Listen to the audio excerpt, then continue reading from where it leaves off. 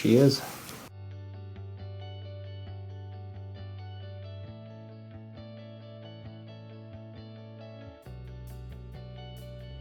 How's it going, everybody? I'm Dr. John Clayton, your Layton chiropractor here in Utah at Supra Chiropractic. Today's video will be showing you some stuff going over the ribs and just how bad and painful the ribs can be. Really, when it comes to showing this, I don't really want to show patients that are in, crazy pain. We don't want to do any of that where we, embarrass anybody.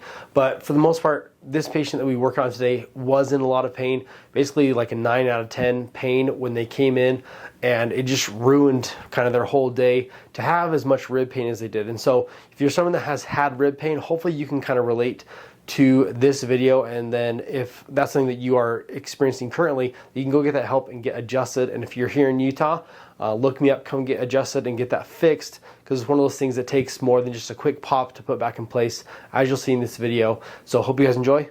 Check it out. Take a deep breath in here for me. All the way out. Deep breath in here. All the way out. That was a good one. Oh, jeez. Deep breath in here. All the way out. Deep breath in here. All the way out. Good. Okay. We're just going to double check and see if these ones have gone.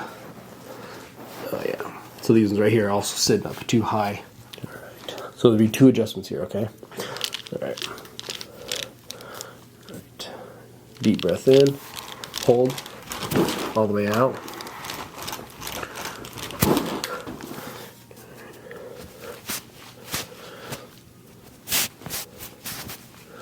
Okay. Same thing here. Deep breath in. Hold. All the way out.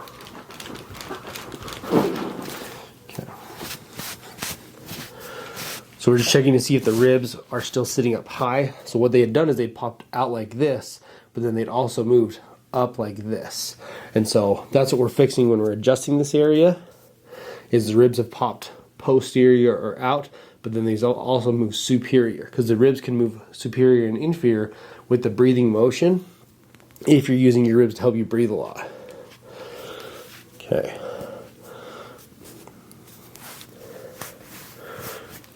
And one more here, deep breath in, all the way out. There it is.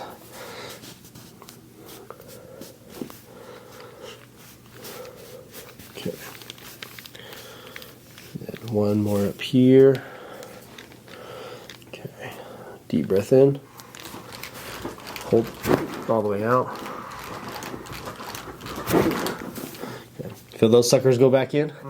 Man. I felt those. Okay.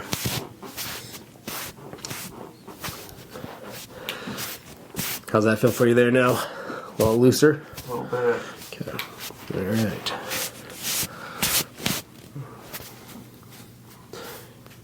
Tender there a little bit still? Not too bad down there. Okay. Now we're going to check this side here. Deep breath in. All the way out. Deep breath in here, all the way out. Deep breath in here, all the way out. Deep breath in here, all the way out.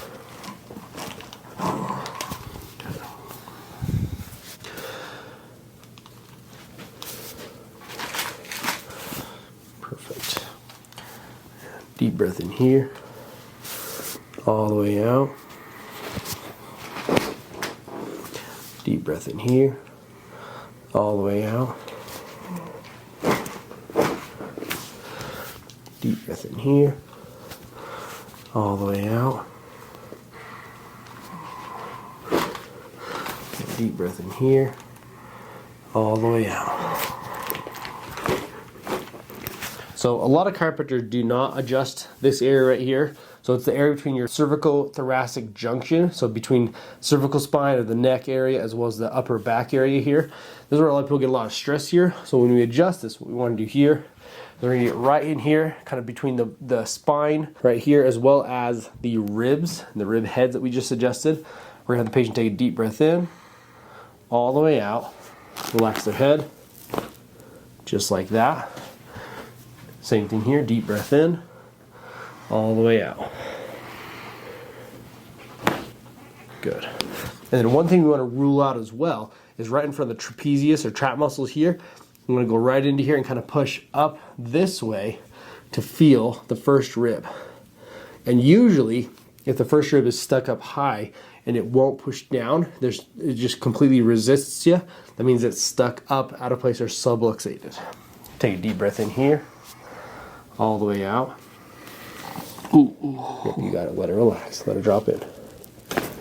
Just like that. Deep breath in here, all the way out. There it is. Perfect.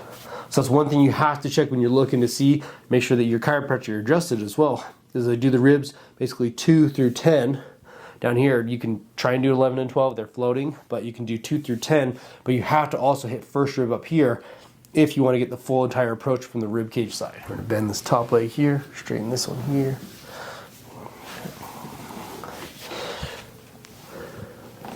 Deep breath in here, all the way out. Lay on your other side for me.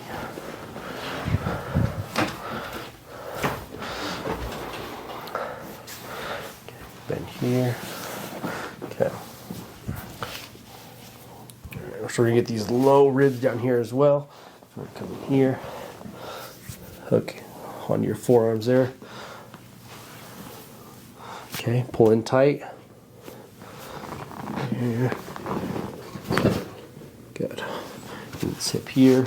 Deep breath in, all the way out. Good. Lay on your back for me. Let that relax there. Here.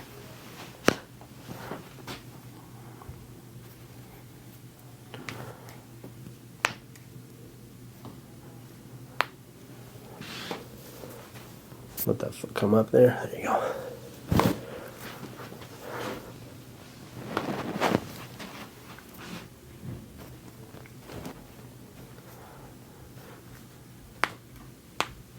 Perfect. Let this relax there.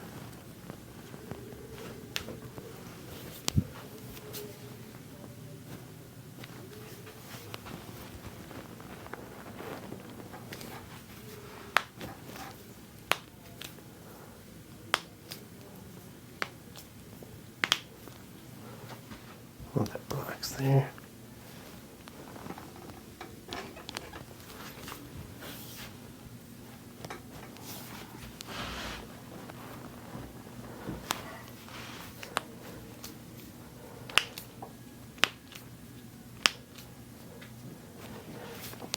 So one of the things that we also check on rib patients, so when you have the back side of the ribs that go out, that's usually where most people feel the pain. However, we want to also check the front of the rib cage as well. So we have 2 different areas that we can go through. We have where the ribs meet the sternum, and that's the costosternal area. Then there's the costochondral area where it goes from cartilage and becomes bone as it wraps around the side area through here. So that's about halfway across the collarbone, and it runs down like this. So we're going to use our activator, or we call it the clicker here, and so we can run through it and check this. So we're also at this point too, you can check for the collarbone as well as ribs 2 all the way down through about 9-10 area, depending on where that cartilage kind of wraps around down here. So we're gonna go through here, and we're just gonna go through and click. We're gonna start with collarbone, work our way through second rib, all the way down. And what I'm trying to do here is we're just trying to get a little bit of motion in there. And the reason why I don't do this with hands as often is, for one, you have to adjust directly on the skin when you're using your hands on the front ribs so you don't slip and break ribs, but they also risk breaking the ribs no matter what, even if you are doing it correctly, because of the force that you have to put in through there. It's always easier for me to use one of these devices instead of having to hit it by hand, so it makes the patient as comfortable as possible. They can keep that area covered, as well as we don't risk hurting them in any way more than we have to with just trying to get as much movement as possible with the clicker.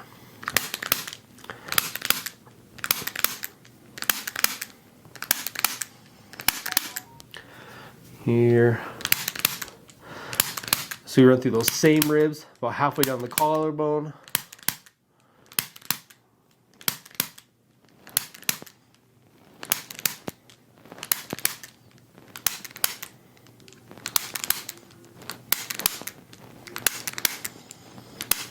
And you just repeat that over here.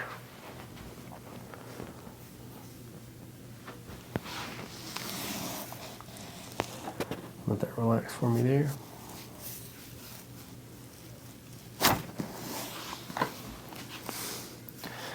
And here's the tight one here. Let it relax. Let it come all the way over. Sorry, it's probably hard to turn your head a little bit there. Let it relax.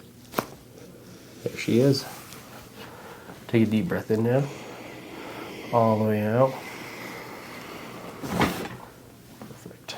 So I want to give you guys a close-up view of what it looks like to put these needles into this area. What we want to do is, because the rib pain, you can see all the areas we've worked through these ribs. With adjusting, we really want to get in there. That's why you see so much reaction from the skin through here and all that redness. Now what we want to do is, you have the border, so the midline border right here of the scapula. What I want to be careful of as I go through here and dry needle is if my angulation of my needling, I can get underneath the scapula here, and that's why I have the arm in this position as well as propped up. But what I'm aiming for is I want to go underneath the scapula here and aim for the subscapularis muscle group, which is deep to the scapula here. Because angulation of the needle is very important here, that I have to go between the ribs and the scapula. So you can see here we got our needle going in. And we have to stay right in this line like this. So one thing you want to make sure of when you're doing the needling is that if you angle down too deep in here, you risk puncturing the lungs. And so that's why your angulation is so important here, and why we're stressing it so strongly in this video, is we want to go in here, we want to get our angulation correct, be below the scapula though, right in here like this. You're going to see the needle right here in this view go in through this area, and you can see a little bit of that tension. Okay, and right there we have hit the scapula. So we're angling right beneath the scapula and going right into that subscapularis muscle. And usually too, you know the patient's feeling. Are you feeling that through there? Mm-hmm. Very strongly. It is a very intense feeling as we're putting those through there. And now we're going to go through one more muscle group right up into here. We're just trying to target the areas where we're having the rib muscle spasm. And that's going to be mainly how we go off of our protocol today. Okay, just like that. And you can see once I take that tension out, the needles do lift up a little bit. And then we're going to show you in just a sec, we're going to do this trap right here, and then we'll hook up electricity, and we'll do a couple more needles through the infraspinatus as well, and then show you what it looks like when we're all done. So when I do the trap right here, what I want to watch for is I want to lift up on the trap here, go up, and you can see how long this needle is. We have a 50 millimeter here. I want to go up, and we want to angle up here as well, because we do have lungs that do go up pretty high.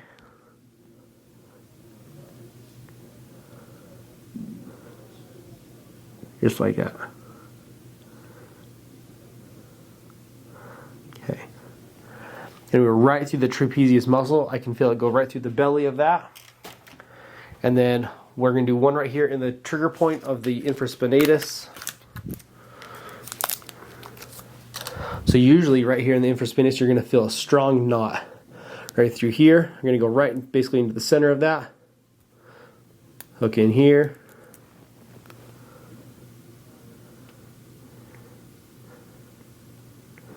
Okay.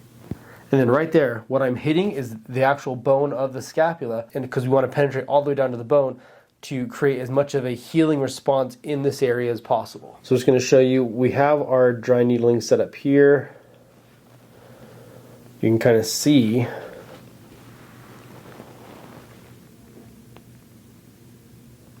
pulsation of these needles in this area.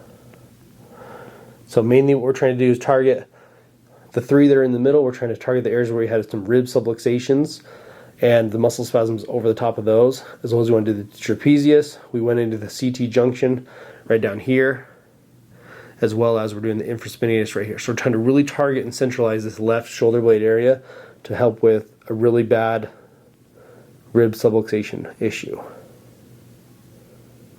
We're going to do this for about 20 minutes on the tens unit right here. Just like that.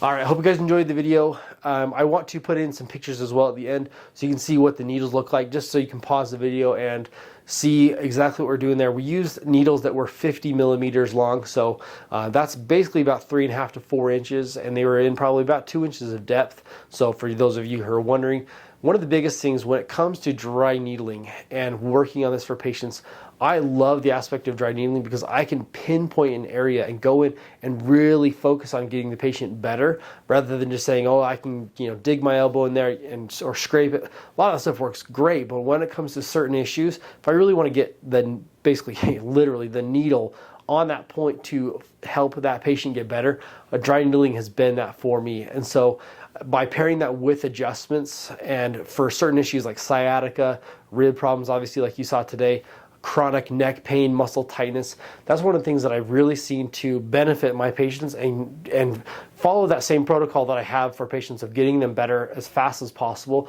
not giving them a care plan. We don't want to say, hey, it's going to take you 3 times a week for 6 weeks to get this problem better. Let's see if we can do it in one visit. That's my goal.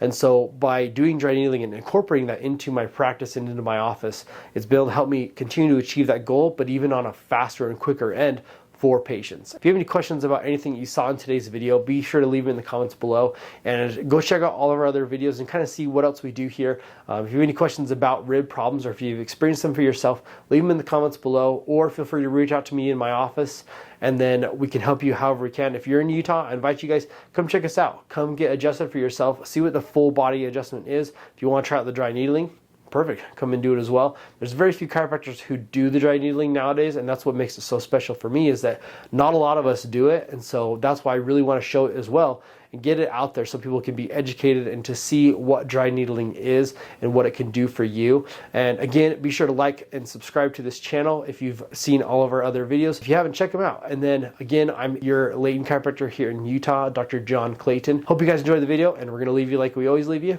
We're at Supra Chiropractic. We've got your back, and everything else. Have a good one, guys.